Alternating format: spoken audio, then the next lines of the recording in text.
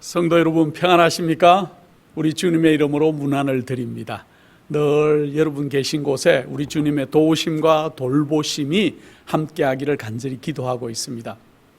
여러분들, 세상이 늘 제가 얘기하지만 너무 복잡하고 어렵습니다. 지금 이 세상이 얼마나 오래 갈 것 같이 생각이 되십니까? 여러분들 주변에는 아무 일이 없으십니까? 평안하시고 안전하다고 생각하고 계시는지 모르겠습니다. 그러나 날마다 우리 귀에 들리는 소식은 세상이 정말 오래 갈 것 같지는 않다는 그러한 뉴스들이 얼마나 우리 귀에 많이 들리는지 모르겠습니다. 제가 가끔 한국의 뉴스를 듣습니다. 그런데 뉴스 첫 꼭지가 늘 오늘도 더위를 경신했습니다 하는 말이더라고요. 열대야가 최장으로 늘어났습니다. 28일간 계속되고 있습니다. 계속 또 태풍이 올라옵니다. 그런데 이 태풍이 시원해지지는 않을 것 같습니다 하는 이상한 소식들. 그래서 제가 지난 설교에 말씀드렸지만은 올해 우리가 겪고 있는 이 더위가 가장 시원한 여름일 것이다. 제가 그렇게 말씀을 드렸는데 사실인 것 같습니다. 날씨가 변하고 환경이 변하고 굉장히 어려워졌습니다. 또 전쟁의 양상은 어떻습니까? 그동안 공격만 받던 우크라이나가 드디어 러시아 땅들을 점령하기 시작했습니다. 러시아의 물자가 보급되는 다리를 그냥 다 폭격하고 러시아 땅을 점령하는 놀라운 사실. 쥐가 고양이에게 계속 이렇게 침범을 당하다가 갑자기 쥐가 고양이를 무는 형국이 되었습니다. 굉장히 세계가 아주 놀랍도록 이상한 현상들이 일어나고 있어요. 이 전쟁이 언제 끝날까요?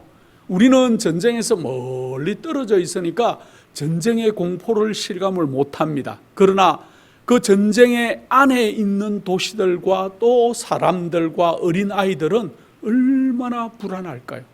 또 가축들, 또 짐승들은 얼마나 포격 소리와 또 터지는 폭탄들에 얼마나 놀래고 사상을 당하고 또 죽음을 맞이하는지 우리가 이루 상상할 수가 없습니다. 이스라엘은 어떻습니까?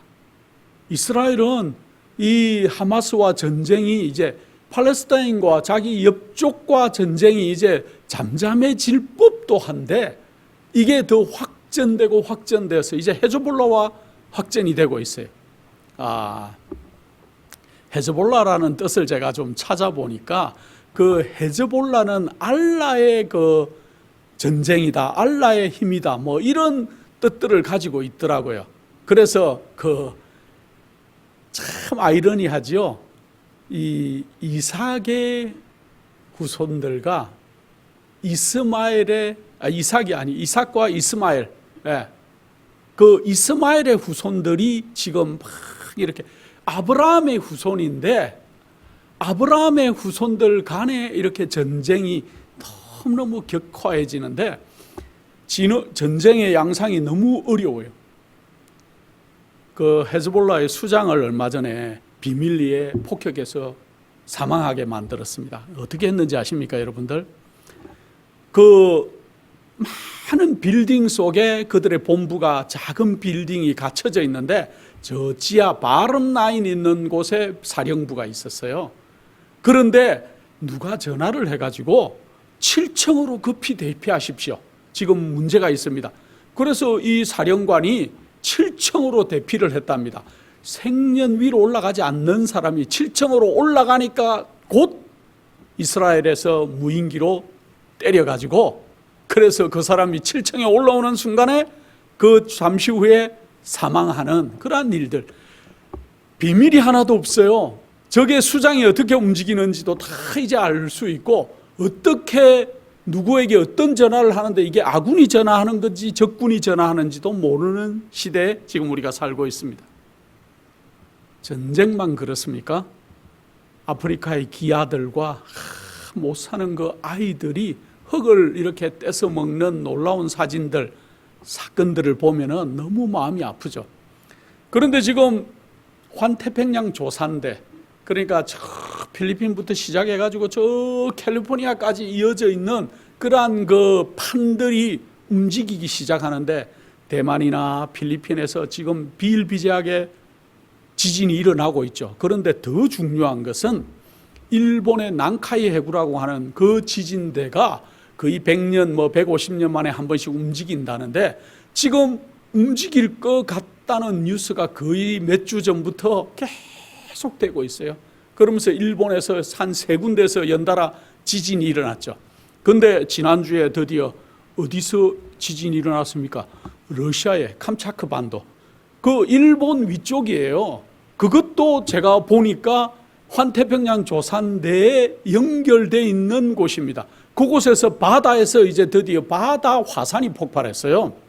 그런데 그 화산 폭발한 재가 지상을 뚫고 올라와가지고 하늘로 퍼지는데, 문제는 여러분들 그 화산재 위험이 굉장합니다.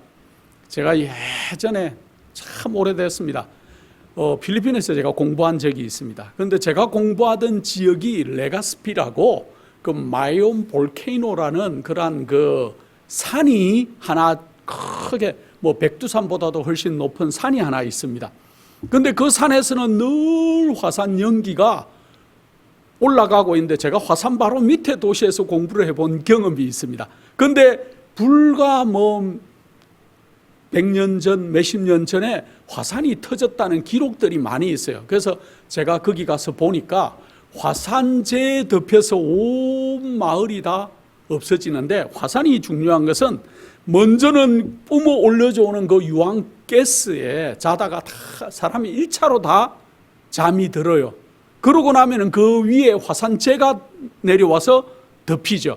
그 폼페이오스 화산 같은 거. 처음 사람들이 그냥 그대로 죽어 있는 이유가 뭘까요? 그들이 화산가스에 먼저 질식해서 죽어 있고, 그 위에 화산재가 덮여서 그대로 묻히면은 보존이 되는 거죠. 화산재가 그냥 쌓이는 게 아니고 저희 머리보다 훨씬 집보다 더 높이 어떤 성당이 있었는데, 굉장히 몇백 명이 들어가는 성당. 그런데 그곳에 가보면은 그 몇백 명이 화산이 터진다고 하니까 다 그 제일 높은 성당으로 모였는데, 성당에서 모든 사람들이 묻히고, 지금 가보면은 뭐만 있냐 하면은 첨탑만 있어요. 성당에 높은 십자가를 세워놓은 첨탑만 땅 위에 나와 있는데, 지진, 화산 이런 것들이 이렇게 무섭습니다. 그런데 바다에서 화산이 터졌죠. 그런데 드디어 그 다음 날에는 쿠릴 열도에서 또 화산이 폭발하는, 그래서 러시아 쪽도 지금 흔들리고 있어요. 어떻게 될지 모릅니다. 그런데 문제는 일본은 늘 흔들리고, 그러니까 이 흔들리는 강도에 별로 민감하지 않을지도 모르지만, 크게 이렇게 지진이 일어나는 곳은 환태평양 조산대에서 있지만은 그 옆에서 영향을 많이 받아요. 특별히 중국에는 어마어마한 지진들이 너무너무 많이 일어나죠. 어쨌든 우리가 살고 있는 곳이 안전하지 않다는 거예요. 그런데 제가 이번에 난카이 그 해구가 움직일 것이라는 그것 때문에 뭘 야샘 유심히 봤냐 하면은, 대한민국도 이게 흔들리면은 영향을 받는다는 게 불과 얼마 떨어지지 않았어요. 한국의 남해안들은. 그래서 우리가 살고 있는 곳이 결코 그렇게 안전한 곳이 아니라는 것입니다. 또 기상이 이변이 일어나는데, 올해처럼 작년에도 그랬습니다, 사실은. 그런데 올해는 또 더 그렇고, 해가 갈수록 우리가 기상의 이변들을 너무 많이 보죠. 그 다음에 경제는 어떨 것 같습니까? 가난한 아빠, 부자 아빠, 그 책을 쓴 그러한 유명한 경제학자가 있죠. 그 경제학자가 신문에 칼럼을 적은 걸 제가 읽었는데, 뭐라 그러냐면은 엄청난 경제의 몰락이 곧 시작될 것이다. 특별히 부동산, 주식 할 거 없이 다 몰락하는 때가 지금 곧 이르러 올 것이다. 여러분이 가지고 있는 주식이 어느 날 하루아침에 푹 꺼지면은 어떨 것 같습니까? 여러분이 가지고 있는 집들이 다 가격이 떨어지거나, 그렇게 하면은 참 어렵겠지요. 왜 어려운가? 그걸 내가 돈 주고 산 돈이면은, 집이면은 괜찮습니다. 떨어져도 버티면 돼요. 근데 은행에 이자를 내야 되는 많은 사람들이 몰개지를 가지고 와서 샀기 때문에 이자율이 변동이 생기고 또 가정의 형편이 어려워지고, 많이 벌어도 이자를 많이 갖다 줘야 되니까 너무 어려운 때 지금은 살고 있어요. 세상이 각박해졌습니다. 그 다음에 요즘은 기술이 얼마나 발전하는지, 이게 비약적인 기술의 발전을 우리가 보고 있습니다. 예전에는 우리가 회화 공부를 참 많이 해야 돼요. 영어 공부를 계속 해야 되고, 뭐 프랑스 학과도 있었고, 뭐 어디 스바나어도 배우는 학과도 있었고, 그래서 막 회화 공부를 막 자다가도 일어나서 공부하고 이럴 때가 우리가 있었습니다. 그런데 지금은 AI 시대가 되었어요. 우리 속에 있는 조그마한 기계 하나만 가지면은 동시 통역이 다 될 수 있는 시대에 지금 우리가 살고 있습니다. 앞으로 이것은 더 잘 될 것입니다. AI가 이것만 합니까? 작가 활동도 AI가 해요. 그래서 문학을 하는 사람들도 이제는 소위 말하면은 밥벌이를 하기가 힘든 시대에 살았어요. 왜? 몇 달을 고민하고 몇 년을 시나리오를 짜서 문학을 적어야 되는데, AI에게 사랑에 대해서 시를 한 편 써주십시오 하고 누르기만 하면은 몇 분 안에 AI가 아름다운 시를 적어요. 영화 대본을 하나 해주십시오. 그 안에 어떤 내용으로 암투가 좀 들어가면 좋겠고, 가족 간의 불화가 좀 있었으면 좋겠고, 몇 가지 키워드만 넣으면은 AI가 드라마 대본이나 영화 대본을 그냥 순식간에 만들어주는 세상에 우리는 살고 있습니다. 그걸 넘어서 대학에 리포트를 작성하죠. 저희가 다 공부를 해봤기 때문에 리포트 작성하는 게 참 어렵습니다. 여러 책들을 연구해야 되고 따와야 되고 발췌해야 되고, 그리고 그것들을 믹스해서 나의 모든 그것들을 넣어서 문장을 하나 만들어서 몇 페이지를 내야 되는데, 그것도 뭐 자주 오죠. 논문 내야 될 때들이. 그런데 요즘 대학 교수들이 가장 골머리 앓는 문제가 뭡니까? 이게 이 아이가 썼는지, 이 학생이 썼는지, AI가 썼는지를 구별하는 일이 대학 교수의 짭이 되었어요. 이제 더 교모해져서 이게 막 그 사람이 쓴 것 같은 그러한 감정과 뉘앙스들을 다 넣는 시대에 발전을 했습니다. 그런데 문제는 이 AI가 조금만 틀어지면 어떨까요? 잘못된 뉴스를 확, 여러분들에게 잘못된 인포메이션들을 조금씩만 섞어서 얘기한다면은 누가 구분을 할 것이고 누가 이걸 검증할 것입니까? 그런 시대에 우리가 되었어요. 전기차 많이 사용하죠. 한데 이제 전기차를 사면은 미국 정부에서도 몇만 불 이렇게 보조금을 줬습니다. 테슬라를 사든지 뭐 다른 거 전기차를 사면은 적어도 15,000불, 뭐 2만 불 가까이 보조금을 주면서 차를 사도록 유도했습니다. 한국에도 마찬가지입니다. 어느 다른 나라들도 마찬가지였어요. 근데 요즘 전기차가 무슨 문제가 일어납니까? 배터리에 불이 나가지고, 한국의 문제만은 아닙니다. 한국의 인천의 어떤 아파트에 불이 나서 뭐 몇백 대의 차들이 다 탔는데, 차만 탄 거는 문제가 아니고 아파트의 기둥이 아마 불에 잘못됐겠죠. 앞으로 이제 문제가 더 생길 것 같습니다. 그런 문제들이. 포르투갈에서도 전기차가 불이 나서 200대가 탔어요. 한꺼번에. 달리던 차들도 불에 타고. 근데 이 전기차나 자율주행차가 다 좋은 게 아니에요. 어떨 때는 자율주행을 해놓고 거기서 잠을 자거나 딴 일을 하고 있었는데, 이게 이상 발달을 해서 아직은 완전하지 않은 그런 형태들이 자꾸 나니까 너무 힘들죠. 제가 나쁜 소리만 자꾸 합니까? 드론이 처음 나왔을 때 저도 드론을 띄우고 이렇게 해보는 걸 참 좋아하고 동경했습니다. 그런데 이 드론이 발전하다 이제 어떻게 됐습니까? 군사용으로 너무너무 많이 사용을 하는데, 드론이 군사용으로 사람도 가지 않았는데 드론이 가서 사람을 죽이는 게 문제가 아니고, 이제는 그 드론을 없애기 위해서 레이저 빔을 만들어서 이렇게 하는, 소위 말하면은 우리가 예전에 영화에서 봤던 모든 문제가 지금 현실로 드러나는 세상에 우리는 살고 있다는 거예요. 앞으로 우리가 어떻게 될지 모르겠습니다. 이 세상이 정말 우리의 의지대로 갈지 아니면은 정말 종말이 우리 당대 눈앞에서 지금 일어날지 아무도 알 수 없는 시대에 우리는 살고 있습니다. 예언이, 우리가 알고 있던 예언이 지금 눈앞에서 착착 진행되는 시대에 우리는 살고 있다는 것들을 명심하시기 바랍니다. 우리 주님께서 마태복음 11장 28절에 뭐라고 얘기하십니까? 수고하고 무거운 짐진 자들아 다 내게로 오라. 내가 너희를 쉬게 하리라 하고 정말로 아름다운 말씀을 우리에게 주십니다. 여러분들 천국에 가고 싶으십니까? 제가 지난 설교에 천국이 얼마나 아름다운지 얼마나 큰지 거기에 대해서 잠깐 얘기를 했습니다. 천국은 정말 아름답고 우리가 가볼 만한 그러한 곳일 것입니다. 그런데 이 천국은 언제 시작되어야 될까요? 또 언제 시작될까요? 여러분들, 사실은 우리 주님께서 말씀하시는 것은 지금 우리의 마음 속에서부터 천국이 시작되어야 된다는 그러한 것입니다.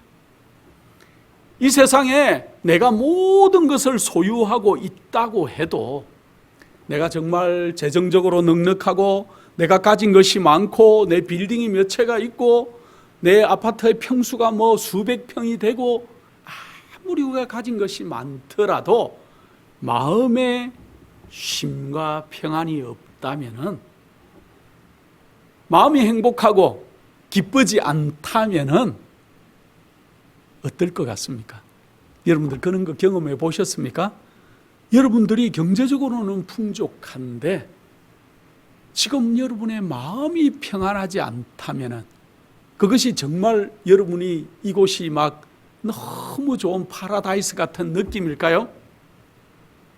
마음속에 어떤 사람에 대한 감정적인 앙금이 남아있고 또 그 사람을 미워하고 용서할 수 없는 마음을 지금 가지고 우리가 이 땅에서 살아간다면은 그게 우리에게 천국이 시작될 수가 있을까요? 혹시 여러분들 지금은 아니더라도 살아오면서 감정적으로 해결하지 못했던 많은 일들이 있었던 때가 있었습니까? 한번 생각해 보시기 바랍니다.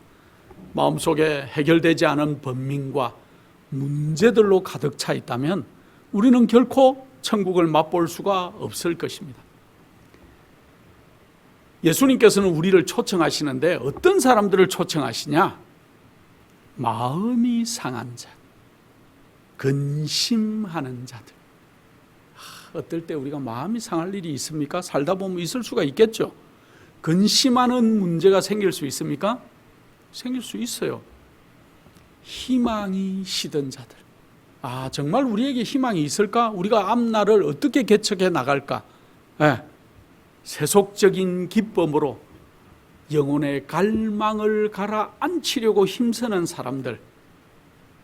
세상의 재미가 막 좋아요. 근데 한편에서는 주님처럼 살기를 원하는데 나는 아직 세상에 사는 게 훨씬 좋은 사람들, 그런 모든 사람들을 하나님께서는, 예수님께서 초청하십니다. 그런데 많은 사람들이 마음에 짐을 지고 살고 있어요.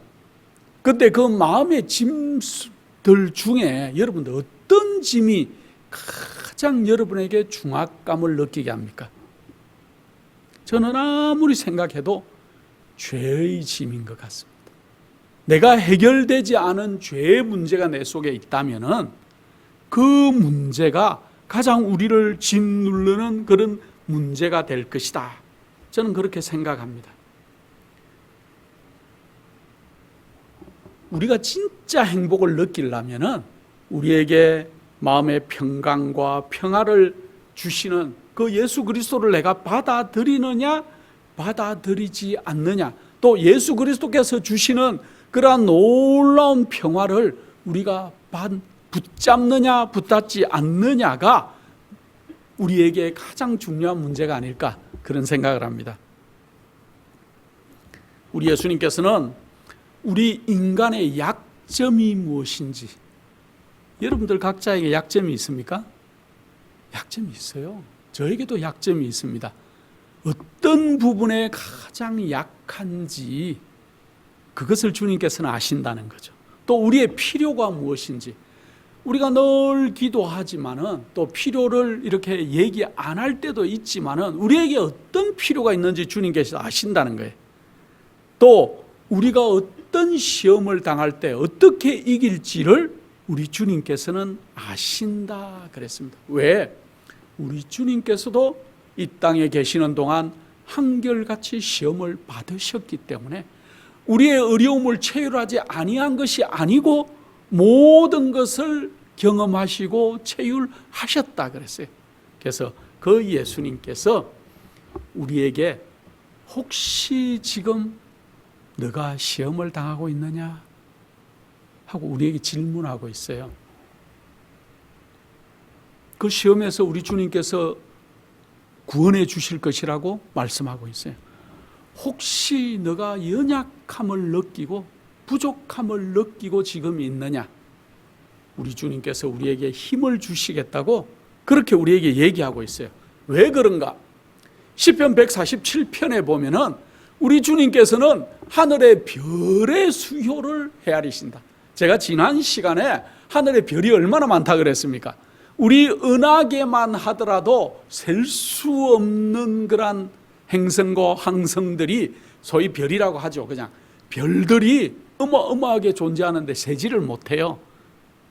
빛이 1초에 지구를 7바퀴 도는 속력으로 1년을 날아가야 그걸 1광년이라고 하는데 우리 은하계를 벗어나는 데만도 수억이 걸릴 정도니 이게 어떻게 우리가 이 넓은 하늘과 이 넓은 우주를 헤아려 알겠습니까?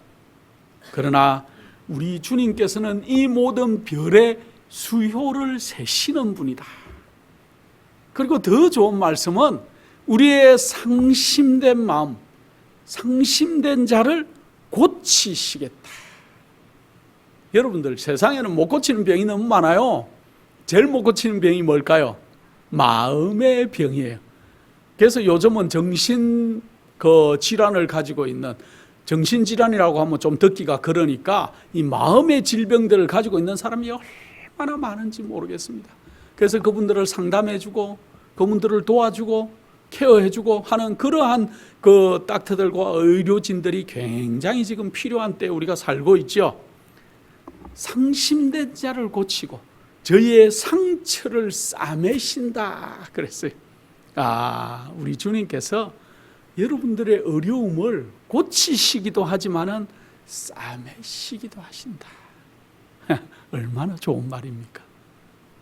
모든 어려움들을 주님 앞에 내어놓자고요. 그래서 걱정과 시련이 어느 정도이든지 우리의 사정을 우리 주님 앞에 내어놓기만 하면은 우리 주님께서 이 곤경과 어려움에서 벗어날 길을 우리에게 마련해 주시고 힘을 주시겠다는 거예요. 마태복음 11장 29절로 30절입니다. 나는 마음이 온유하고 겸손하니 나의 멍에를 메고 내게 배우라. 그러면 너희 마음이 쉼을 얻으리니 이는 내 멍에는 쉽고 내 짐은 가벼움이니라 그랬어요. 멍에를 메라 그랬어요. 멍에가 뭘까요? 멍에를 맨다는 의미는, 여러분들 멍에를 보셨습니까? 저는 멍에를 잘 보지는 못했습니다. 예전에 이렇게 소가 이렇게 어깨에 메고 있는 그런 걸 멍에라고 하는 걸 우리가 알고는 있어요.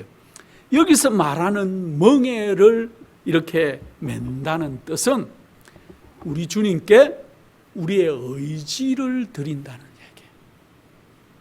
너희가 내 멍에를 메고 나에게 와서 배우라. 그러면은 너희를 어떻게 하겠다? 쉼을 얻겠다. 또 내 멍에는 쉽고 짐이 가볍게 느껴지게 하겠다. 그런데 그 조건이 멍에를 메라는 거예요. 멍에를 메라는 건데 그 멍에가 뭐라고요? 나의 의지를 주님께 드리는 거예요. 소에게 멍에를 메고 이렇게 예전에는 이제 달구지에 짐을 싣고 가거나 또 밭을 갈거나 할 때 멍에를 이렇게 메었다 그럽니다. 제가 그런 사진들을 보고 영상도 보기는 봤지요. 그런데 우리는 모르지만은 멍에를 메는 이유는 소가 그 힘이 분산되게 한대요. 그리고 소에게 더 일하는 것이 가볍게 해주기 위해서 이렇게 멍에를 맨다 그럽니다. 우리 주님도 우리에게 나의 멍에, 우리 주님의 멍에를 좀 배워라. 주님의 멍에는 뭐라고요? 내 의지를 주님께 드리는 거예요. 나의 생각, 나의 결정, 내가 하고 싶은 것들이 아니고 나의 모든 것들을 주님께 맡겨보는 거예요. 그러면 우리 주님께서 우리의 어려움과 또 수고스러움과 힘듦을 주님께서 해결해 주시겠다. 그래서 우리는 우리 마음대로 하려는 욕망을 좀 버리고 우리의 의지를 주님께 드리자는 거예요. 우리는 어떨 때 우리가 해봐야 돼요. 우리가 다 해보고 경험해보고 안 되면은 그때 어떻게 합니까? 무릎을 꿇거나 주님께 기도하거나 그렇게 하지요. 근데 어떤 일이 닥칠 때 저는 이제 살아오면서 한 가지 경험은 어떤 일이 닥치든지 기도부터 해요. 그냥 이걸 내가 해결할 수 있을 것도 같고 내가 뭘 예를 들어서 잊어버리면 찾을 수도 있을 것 같고 하지만은 그냥 기도부터 하는 습관이 저에게 오랜 시간 동안 들었습니다. 그거는 왜 그런가? 내가 해보고 안 되니까 기도하니까 해결되는 그 경험이 저에게 너무너무 많이 축적이 되어 있어요. 제가 이거는 좋은 비유인지는 알 수 없겠지만은 예전에 제가 미국 처음 와가지고 비싼 돈을 주고 그 휘슬러 이렇게 휘슬러 쿡하는 그 그릇들이 비싸요. 하나에 그때는 비싼 거는 500불 막 이렇게 했습니다. 그 압력으로 탁 넣었다가 이렇게 다 되면은 이렇게 촥 이렇게 열면은 압력이 빠지고 모든 음식이 잘 되죠. 현미밥도 잘 되고 다 잘 돼요. 하루는 저희 아내가 제가 미국 처음 왔을 때 30년도 넘은 얘기입니다. 이 휘슬러 이거를 이렇게 좀 열었다가 닫고 이거 하는 걸 해달라 그랬어요.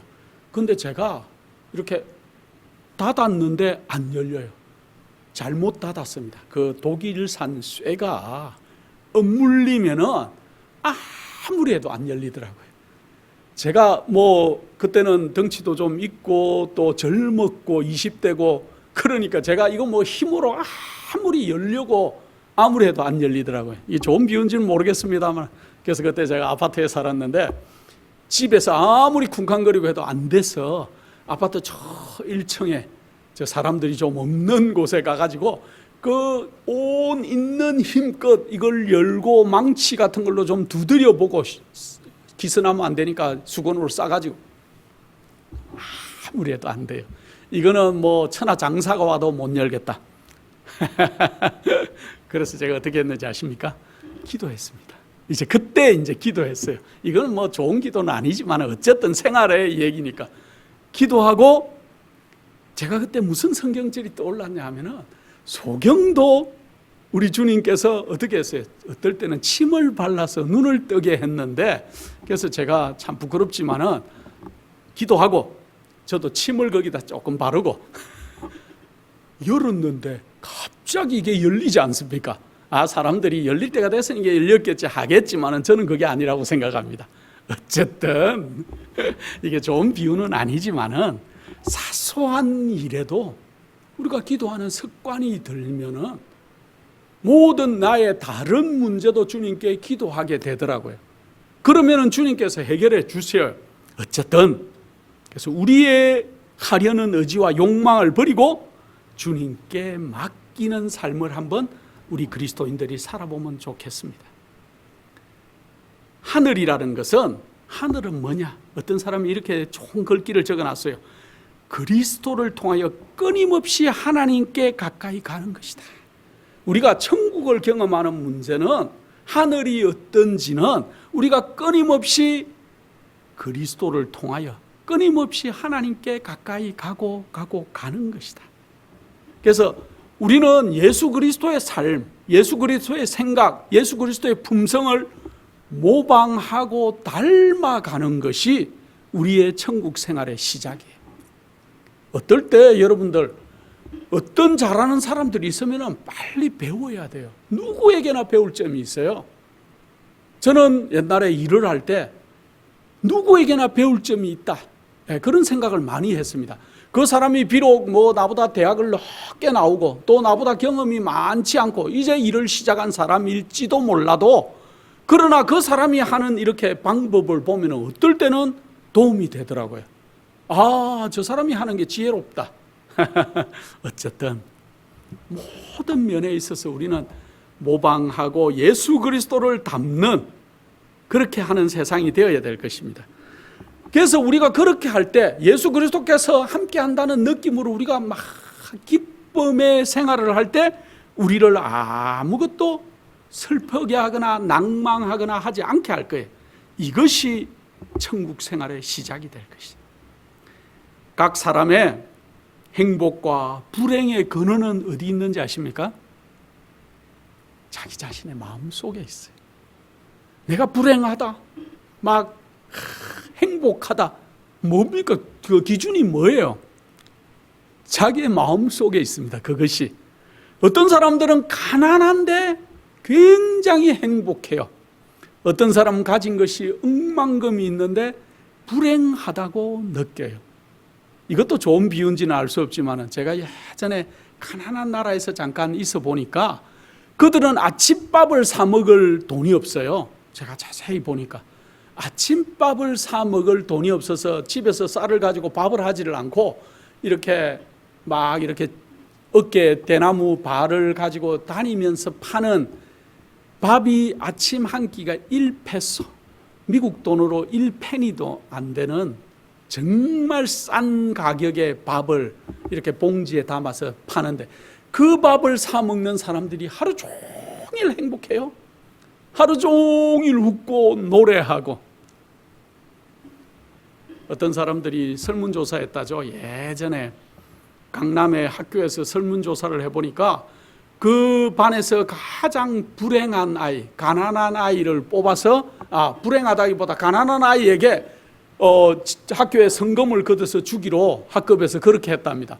그런데 강남에 사니까 다 부자죠. 예전에는 다 부자인데 이렇게 조사를 해보니까 어느 집 아이가 제일 가난하다고 그 아이를 도와주기로 결정했다는데 그 집에 차가 한 대밖에 없고 아파트 평수가 다른 사람보다 조금 적어서 그 아이가 가장 가난한 아이로 선정됐다는데, 이게 참 웃기는 얘기죠.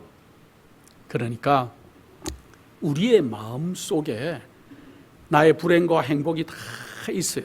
그런데 우리가 불안하고 불행한 이유는 뭘까요? 자기 자신을 너무 사랑하기 때문이다. 우리가 자기밖에 모르니까 내가 우리 주님 안에서 쉬는 쉼을 배워야 할 것인데, 그게 아니고 내가 너무 나 자신을 사랑하고 나의 삶이 소중하다고 느끼는 사람들에게는 불행이 올 수밖에 없다. 예수님께서는 늘 마음에 평안을 가지고 계셨다 그랬습니다. 예수님은 주위 환경이 어떻든지 간에 예수님께서는 영향을 받지 않으셨다 그랬어요. 칭찬을 어마하게 받을 때도 예수님을 추종하는 사람이 얼마나 많았습니까? 그러나 예수님은 의기양양하거나 뽐내거나 하지 않으셨다 그랬어요. 반대로 예수님 주변에는 비난하거나 또 실망해서 막 예수님을 몰아치는 많은 바리새인과 서기관들과 그런 사람들도 따라다녔어요. 그러나 그런 실망과 비난을 받을 때도 예수님은 의기소침해지지 않았다는 거예요. 저는 이 글을 읽을 때 우리도 좀 그렇게 살았으면 좋겠다. 누가 날 칭찬한다고 내가 올라가는 게 아니에요. 사실은 내 자신의 마음속이 어떠냐에 중요하죠. 또 남이 날 비난하고 실망한다고 해서 내가 막 낙담하거나 의기소침해질 필요가 없다는 거예요.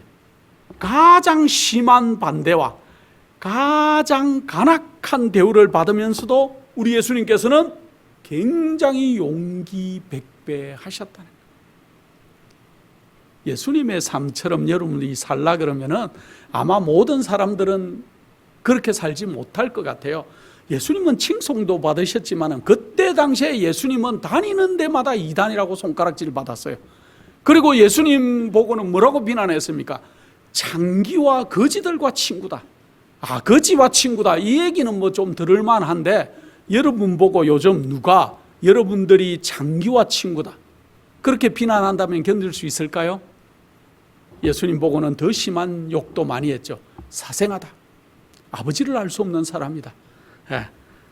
그러나 그런 대우를 받으면서도 용기가 꺾이지 않으셨다. 왜? 예수님께서는 자신을 하나님께 의탁하고 계셨기 때문에. 그래서 우리가 하나님께 완전히 굴복하지 않는 이유는 그 자신을 내어 맡기지가 않기 때문에 그래요. 왜 완전히 우리가 하나님께 우리 자신을 내어 맡기지 않을까요? 그렇게 하면은 그 결과를 우리가 알기 때문에 그래요. 내가 지금 온전한 마음으로 주님께 나의 모든 것을 맡기면은 거기에 따라오는 결과를 우리가 스스로 좀 알아요. 내가 그렇게 하면은 이것도 포기해야 되고 저것도 포기해야 되고, 내 직장도 좀 옮겨야 될 것 같고, 내가 지금 가지고 있는 이 자금을 하나님 사업에도 좀 바쳐야 될 것 같은데 그렇게 하기가 싫은 거죠. 내 의지를 완전히 주님께는 드리고 싶지 않다는 겁니다. 그런데 우리가 실제로 천국을 시작하고 싶으신 분들은 우리의 의지를 하나님께 완전히 바치는 그러한 연습을 해야 될 것입니다. 그래서 우리가 늘 주님을 바라보는 생활을 해야 돼요. 우리 예수 그리스도를 바라봐야 돼요. 그렇게 할 때 우리가 날마다 새롭게 될 수 있다 그랬습니다. 어제가 오늘 같고 오늘이 또 내일 같고 또 늘 우리가 찌부둥하고 불안하고 불평스럽고 이런 생활로 그리스도인의 삶을 마감한다면은 우리에게 어떻게 천국의 생활이 시작되겠습니까? 마음이 변해야 돼요. 예수 그리스도 같은 마음으로 날마다 새롭게 되는 경험을 좀 우리가 받아들여야 될 것입니다. 우리가 불안하고 불만을 가지고 불안정적인 생활을 하는 이유는 우리 속에 예수 그리스도가 없기 때문에 그래요. 그리스도인인데 우울하다. 저는 이 얘기를 참 많이 합니다. 여러분들, 교회를 다니는데도 불안하고 교회를 다니는데도 불만이 내 속에 가득하고 그러면은 이게 올바른 신앙일까요? 우리가 한번 생각해 봐야 돼요. 그래서 예수 그리스도가 내 속에 안 계시기 때문에 늘 우리는 불안하고 불만족스럽고 불안정적인 그러한 삶을 사는 겁니다. 그런데 예수 그리스도께서 우리 속에 들어오기만 하면은 우리는 어떤 삶을 살게 될 것이라고요? 고상한 삶을 살게 돼요. 저는 단어 중에 고상하다 하는 단어가 참 좋습니다. 예수 그리스도를 맛본 사람들은 고상한 사람들이 돼요. 남들에게 좀 더 부드러워야 되고, 남들이 볼 때도 저 사람은 고상하구나, 인생이 아름다워 보이는구나, 나도 저 사람처럼 살아보고 싶구나 하는 느낌을 좀 남들에게 베푸는 그런 사람들이어야 될 것입니다. 그래서 우리가 우리 자신을 자꾸 버리면은 우리는 점점 예수님을 닮아갈 것이라 그랬습니다. 그렇게 되면은 우리 품성이 예수님을 닮게 될 것이고, 많은 사람들이 우리를 볼 때 저 사람은 뭔진 모르지만은 예수 그리스도를 닮아가고 있다고 느끼게 되고 바라보게 될 것입니다. 그게 어디부터 시작되어야 될까요? 나의 가장 가까운 사람부터. 내 남편에게 인정받는 부인.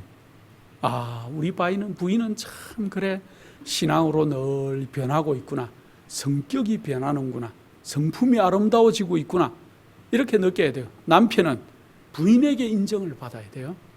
부인이 볼 때 아이고 우리 남편은 교회는 저렇게 오래 다니는데 변하지를 않아. 그러면 문제가 되죠. 우리 아빠 같은 신앙을 하고 싶다.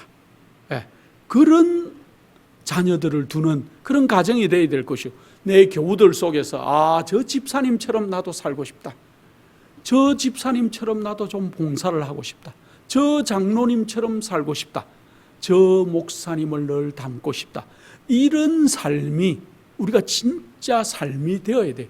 변해야 돼요. 변하지 않는다면은 때가 다 됐는데 언제 변할까요? 그래서 천국은 미래에 변하는 것이 아니고 지금 이 땅에서 바로 지금부터 우리가 변해야 천국 생활이 시작된다는 거예요. 예수님께서 누가복음 17장 21절에 하나님의 나라는 너희 안에 있다 그랬어요. 어디 있다고요? 우리의 마음 속에. 우리 속에서 변화가 일어날 때 하늘이 시작된다는 거예요. 삶은 순간이 모여가지고 우리의 시간이 되죠. every second, every 몇 초, 초 이렇게 가는 것들이 모여가지고 한 시간이 되고 또 시간이 모여서 하루가 되고 우리의 매일의 삶이 우리의 인생들이 되어 가는데 매일 짜증스럽고 매일 불안하고 매일 불만족스러우면은 우리 인생이 어떻게 될까요? 저는 옛날에도 그 얘기 참 많이 했습니다만 인생 40이 되면은 자기 얼굴에 책임을 져라. 그런 말 제가 옛날에 좋아했습니다. 지금은 제가 40도 훨씬 넘고 50도 넘고 다 넘었지만은 저도 늘 제 얼굴을 거울에서 봅니다. 내 인상이 변하지 않았는지, 내가 어떻게 변해가고 있는지 제가 늘 저도 점검해요. 여러분도 여러분의 얼굴에 정말 얼굴이 어떻게 변했다, 보톡스 맞을 생각, 필러 넣을 생각이 아니고 내 얼굴의 인상과 내 마음속의 생각이 내 얼굴로 번져나오는 이 모습이 어떻게 그리스도인을 닮아가고 있는지를 생각해야 될 것입니다. 그래서 우리의 현재 품성들이 모여가지고 우리의 뭘 결정할 겁니까? 우리의 삶과 죽음을 결정할 거예요. 하늘에 가지고 갈 수 있는 것은 뭐밖에 없다고요? 품성밖에 없다. 우리가 매일 예수 그리스도와 교제하느냐 안 하느냐에 따라서 우리는 천국이 결정될 거예요.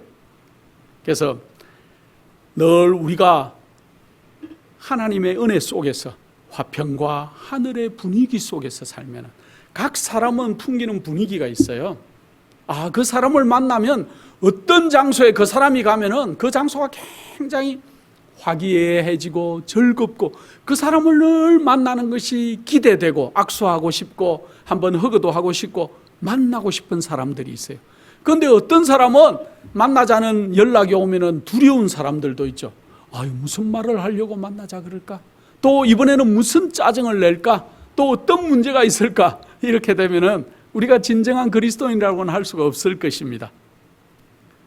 하늘에서 성도가 되고자 그렇게 하시는 여러분들, 이 땅에서 먼저 거룩한 성도가 먼저 되어야 된다는 거예요.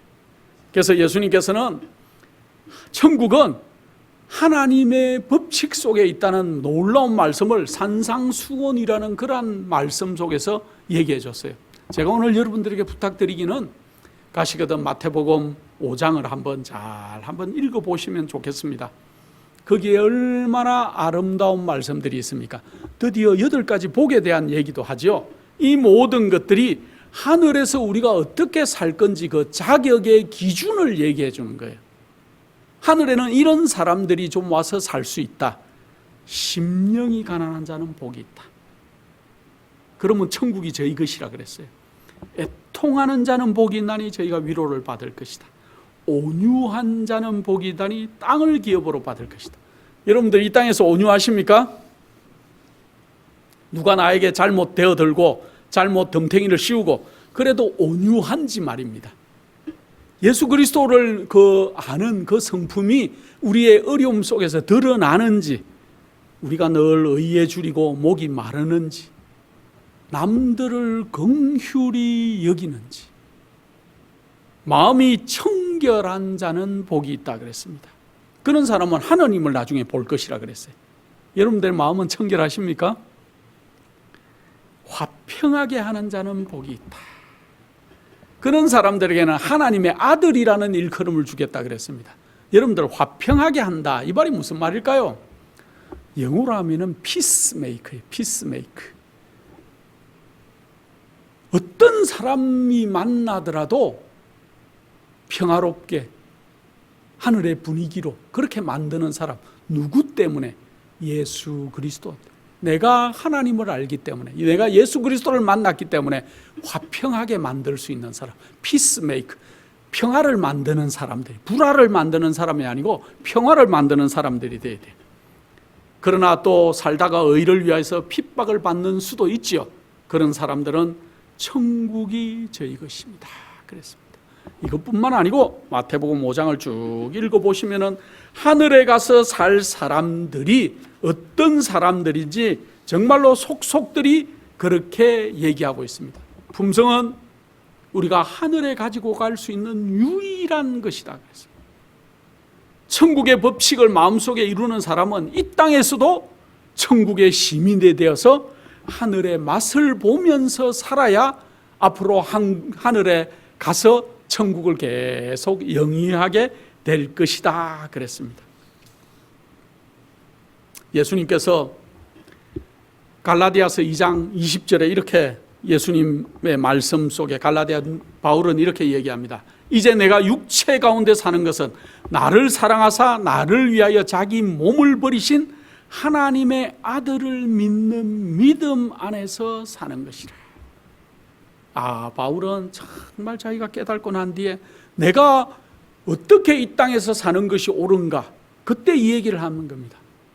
나를 사랑하사 나를 위하여 자기 몸을 버리신 하나님의 아들을 믿는 믿음 안에서 내가 사는 그 삶이 천국 생활의 시작이라는 거예요. 우리가 그래서 이 땅에서 벌써 천국 생활이 시작되어야 된다는 거예요. 우리가 우리의 의지가 하나님께 굴복되기만 하면은 우리 마음에 평안과 화평이 찾아오겠다 그랬습니다. 여러분들 지금 마음이 불편하십니까? 불안하십니까? 누군가가 원망스럽고 이해되지 않는 어떤 문제들이 있습니까? 그럴 때 우리의 의지를 탁 묶어서 주님 앞에 무릎을 꿇고 드려보십시오.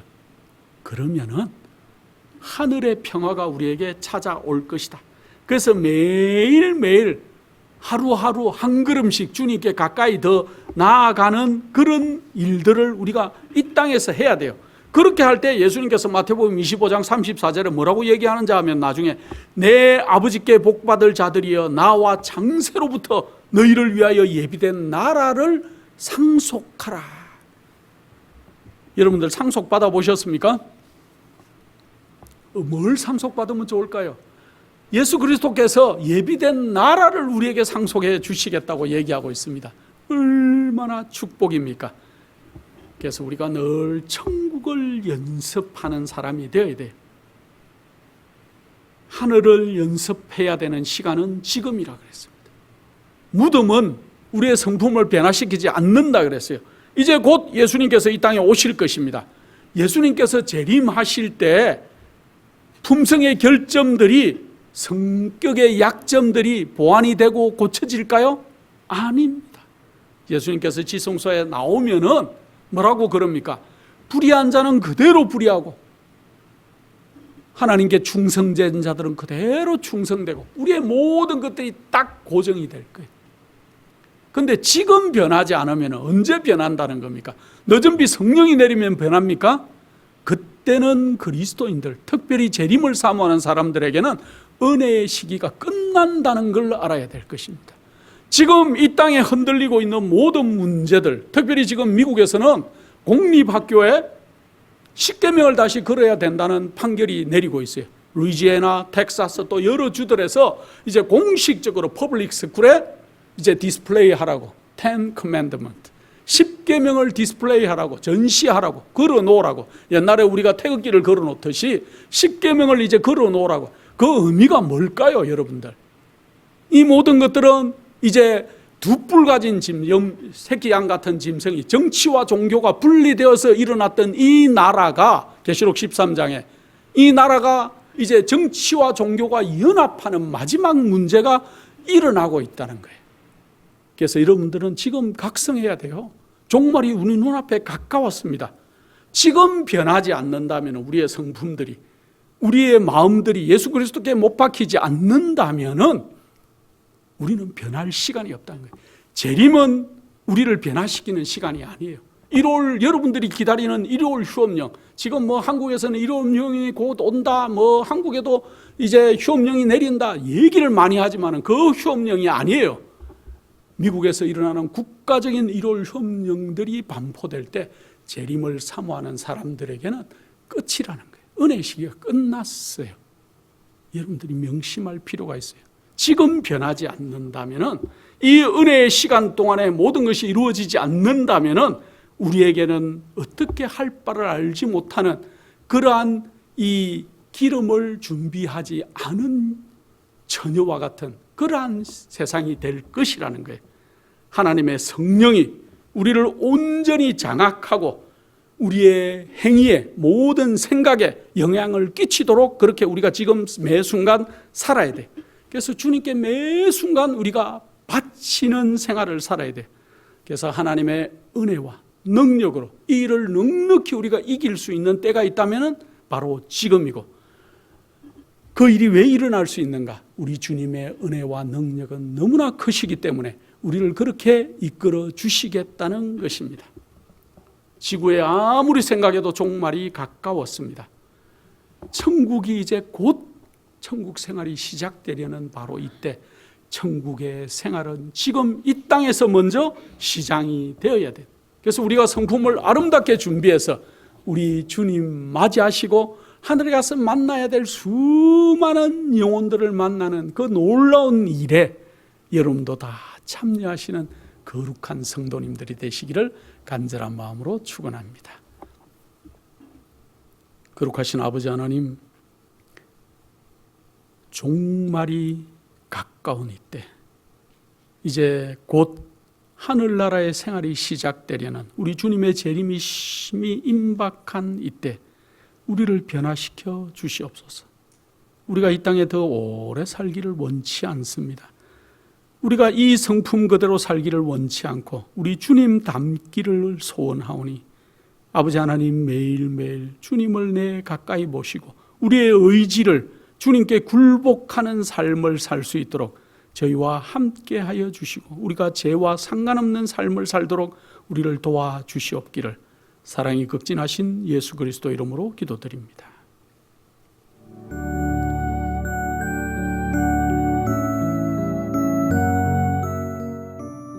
예수님의 재림이 가까워오고 있습니다. 지금은 영원한 하늘을 위해 준비해야 될 때입니다. 머지않아 우리의 재물은 아무 쓸모없는 것이 되고 말 것입니다. 하나님께 은혜를 받으셨다면 받으신 축복을 생애의 빛 복음 사업을 위해서 나누지 않으시렵니까? 헌신하시는 성도님들의 손길에 하나님께서 후히 갚아주실 것입니다. 후원해 주시는 모든 성도님들께 감사드립니다.